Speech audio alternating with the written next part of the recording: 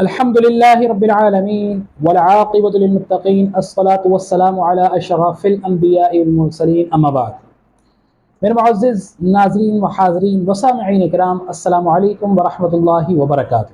میں علامہ حافظ محمد رضوان بیگ ایک مرتبہ پھر آپ کی خدمت میں حاضر ہوں، اور آج میں آپ کی خدمت میں ایک اور تعجب خیز واقعہ قرآن مجید سے لے کر آ رہا ہوں، جو واقعہ من و سلوہ کے نام سے منسوب ہے۔ جی ہاں ناظرین، من و سلوہ، یہ من و سلوہ ہے کیا؟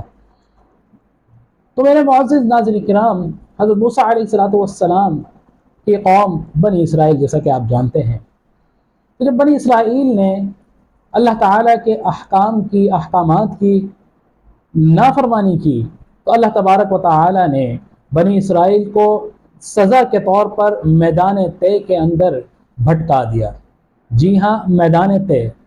اس میدان میں بنی اسرائیل، مورخین فرماتے ہیں، کتب تفاسیر میں آتا ہے کہ 40 سال تک بھٹکتے رہے، 40 سال تک۔ لیکن بنی اسرائیل، چونکہ حضرت موسیٰ علیہ السلام اس وقت بنی اسرائیل قوم میں موجود تھے، تو جب اللہ تعالیٰ کی نافرمانی کی اور اللہ تعالیٰ نے سزا کے طور پر بنی اسرائیل کو میدان طے کے اندر بھٹکا دیا، 40 سال کا عرصہ ناظرین کرام تھوڑا نہیں ہوتا۔ حضرت موسیٰ علیہ السلام قوم میں موجود ہے، اور کہیں یہ بھی آتا ہے کہ آپ چونکہ ان کو بھٹکا رکھا تھا، قوم بنی اسرائیل کو، وہ میدان کے اندر جو تھے ان کو نکلنے کا راستہ نہیں جو ہے سمجھ آ رہا تھا، وہ وہیں بھٹک رہے تھے۔ لیکن چونکہ حضرت موسیٰ علیہ السلام اس قوم کے نبی تھے، تو اس قوم کے نبی، کہیں یہ آتا ہے کہ آپ اس وقت وہاں موجود تھے پورے عرصے، یا یہ آتا رہا کہ آپ وہاں جاتے رہتے تھے۔ تو جب بنی اسرائیل بھوک و پیاس سے نڈھال ہوئے، تو انہوں نے حضرت موسیٰ علیہ السلام سے عرض کی کہ اے موسیٰ، اپنے رب سے ہمیں کھانے پینے کا، ہم التجا کرتے ہیں کہ ہم بھوک سے مر رہے ہیں، ہمیں کھانے پینے کا عطا فرما۔ تو حضرت موسیٰ علیہ السلام نے اپنے رب سے، اللہ تبارک و تعالیٰ سے یہ دعا مانگی کہ اے اللہ، میری قوم بنی اسرائیل بھوک و پیاس سے بلک رہی ہے، مر رہی ہے، میں تجھ سے ان کے لیے کھانے کا سوال کرتا ہوں۔ جی ہاں ناظرین، حضرت موسیٰ علیہ السلام اللہ تعالیٰ کے برگزیدہ نبی ہیں۔ توریت اللہ تبارک و تعالیٰ نے حضرت موسیٰ علیہ السلام پر نازل فرمائی ہے۔ حضرت موسیٰ علیہ السلام کو اللہ تعالیٰ نے کلمۃ اللہ کا لقب عطا فرمایا ہے، کہ اللہ تبارک و تعالیٰ نے حضرت موسیٰ سے کلام فرمایا ہے۔ تو کس طرح موسیٰ کی دعا کو رد کر سکتا تھا؟ رب تعالیٰ نے حضرت موسیٰ کی دعا کو قبول فرمایا، اور بنی اسرائیل کے لیے من و سلوہ آسمان سے نازل فرمایا۔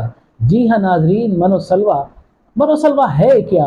من اور یہ سلوہ، یہ دو الگ الگ ڈشز تھی۔ من کہہ لیجئے کہ ایک طرح کا سفید کلر کا، سفید رنگ کا شہد نما ایک حلوہ تھا، یعنی کہ اس کا کلر سفید تھا، شیرینی ٹائپ تھی، یا حلوہ ٹائپ کا تھا، وہ حلوہ تھا، یا پھر ایک یہ سفید کلر کا شہد ہی تھا۔ جی ہاں، ہم یہ سوچتے ہیں کہ شہد تو گولڈن کلر کا ہوتا ہے، ڈارک براؤن کلر کا ہوتا ہے، نہیں، اللہ تعالیٰ قادر ہے، جی اللہ تبارک و تعالیٰ چاہے تو شہد کا کلر سفید بھی فرما سکتا ہے۔ آسمان سے نازل ہونے والا یہ جو من تھا، بعض مورخین کہتے ہیں کہ یہ سفید رنگ کا حلوہ تھا شہد کی طرح، بعض کہتے ہیں کہ نہیں، یہ سفید کلر کا شہد ہی تھا۔ تو یہ آسمان سے اللہ تبارک و تعالیٰ روزانہ بارش کی صورت میں بنی اسرائیل کی قوم کو نازل فرمایا کرتا تھا، روزانہ بلا ناغہ۔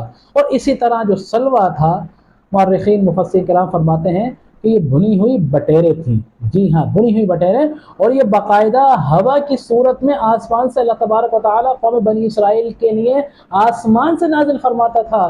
تو یہ حضرت موسیٰ علیہ السلام کی دعا تھی کہ جو انہوں نے اپنی قوم کے لیے اللہ تبارک و تعالیٰ کی بارگاہ میں کی تھی، اور اللہ تبارک و تعالیٰ نے اس دعا کو قبول فرمایا، اور آسمان سے بارش کی صورت میں من عطا فرمایا، اور آسمان سے ہوا کی صورت میں سلوہ عطا فرمایا، اور یہ روز کے روز حضرت ناظرین کرام یہ نازل ہوا کرتا تھا۔ لیکن ایک نصیحت حضرت موسیٰ علیہ السلام نے اپنی قوم سے کی تھی بالکل جی ہاں، ایک نصیحت کی تھی کہ اے میری قوم کے لوگوں، اے بنی اسرائیلیوں، یہ اللہ تبارک و تعالی روزانہ تمہیں نازل فرمائے گا، لیکن خبردار اس کی ذخیرہ اندوزی نہیں کرنا، اس کو کل کے لیے نہیں رکھنا، روز آئے گا، روز کھانا جمع، اس کو ذخیرہ نہیں کرنا۔ لیکن چونکہ انسان ہے، انسان ضعیف العقیدہ ہے، ان لوگوں نے بھی یہ سوچا کہ اگر کل یہ آسمان سے نازل نہیں ہوا تو اس چٹیل میدان میں ہم کس طرح زندہ رہ پائیں گے، کس طرح زندگی کی جنگ لڑ سکیں گے، کس طرح سروائیو کر سکیں گے۔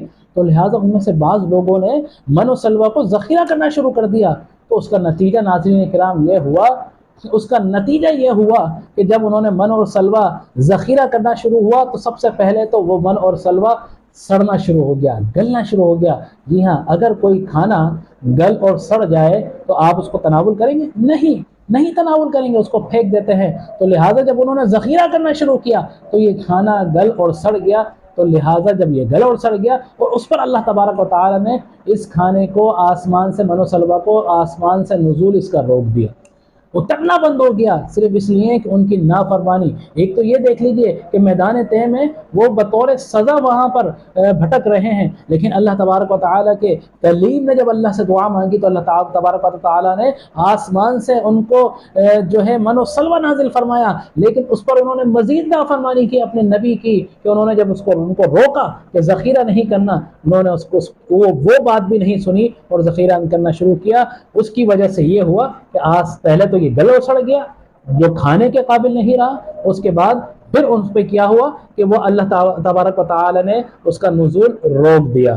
جی ہاں ناظرین، یہ تھا من و سلوہ جو اللہ تبارک و تعالی نے قوم بنی اسرائیل کو عطا فرمایا۔ ہمارے آقا رحمت حضور علیہ الصلوۃ والسلام نے فرمایا کہ اگر بنی اسرائیل من و سلوہ کو ذخیرہ نہیں کرتے، یعنی کل کے لیے نہیں رکھتے، ذخیرہ اندوزی نہیں کرتے، تو کھانا من سڑتا نہیں اور گلتا نہیں۔ گوشت یعنی کہ جو بٹیر تھی وہ گوشت تھا، وہ سڑتا نہیں، گلتا نہیں، اور من وہ بھی خراب نہیں ہوتا۔ تو آپ صلی اللہ تعالی علیہ وسلم نے فرمایا کہ بنی اسرائیل نے جو من و سلوہ کا ذخیرہ کیا وہ تاریخ کی ابتدا تھی کہ اس دن سے کھانا جو ہے خراب ہونا شروع ہوا، صرف اس وجہ سے کہ ذخیرہ اندوزی شروع کر دی۔ جب سے ذخیرہ اندوزی شروع ہوئی تو یہ پہلی تاریخ ہے کھانے کی، غذا کی ذخیرہ اندوزی کی جو بنی اسرائیل نے شروع کی، اور اس پہ سزا یہ ہوا کہ اللہ تبارک و تعالی نے یہ جو غذا کی نعمت تھی، جب لوگوں کا اعتقاد کم ہوا، یقین اللہ کی طرف سے کم ہونا شروع ہوا، تو اللہ تبارک و تعالی نے اس کو خراب کرنا شروع کر دیا۔ تو آج تو حضور علیہ الصلوۃ والسلام نے فرمایا کہ اگر قوم بنی اسرائیل من و سلوہ کو ذخیرہ نہ کرتی تو آج کھانا یعنی گوشت اور یہ پکی ہوئی چیزیں یہ خراب نہیں ہوتی، یہ چلتی رہتی ہیں۔ تو یہ اللہ تبارک و تعالیٰ کی حکمتیں ہیں، یہ اس میں یہ حکم بھی ہے ناظرین کرام کہ کھانا اللہ تبارک و تعالیٰ پر توکل کرے۔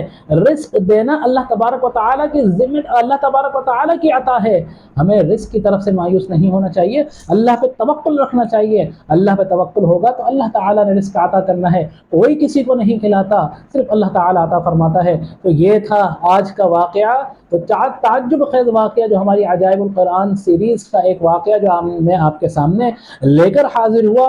آخر میں اللہ تبارک و تعالیٰ سے دعا ہے کہ اگر اس میں کوئی کسی قسم کی کوئی غلطی، کوئی خامی، کوئی بھی آدمی ہو، اللہ تبارک و تعالیٰ ہمیں معاف فرمائے، ہمارا بیان کرنا قبول فرمائے، آپ کا سماعت کرنا قبول فرمائے۔ بس آخر میں ایک ہی درخواست ہے کہ ہم محنت کر کے آپ کے لیے انفارمیٹیو ویڈیوز بناتے ہیں، تو بس ایک ہی التجا ہے کہ ہماری ویڈیو کو آخر تک دیکھا کیجئے، اس پہ کامنٹس کیا کیجئے، اس کو لائک کیا کیجئے، اور اس کو شیئر کیا کیجئے، اور اس کو سبسکرائب کیا کیجئے، تاکہ زیادہ سے زیادہ یہ لوگوں تک ہماری انفارمیٹیو ویڈیوز جو ہے پہنچ سکیں، اور ہمیں بھی ایک شوق ہو کہ ہم آپ کے لیے مزید ایک انفارمیٹیو ویڈیو نئے انداز میں بنا کر پیش کریں۔ آخر دعوایا الحمدللہ رب العالمین۔ السلام علیکم۔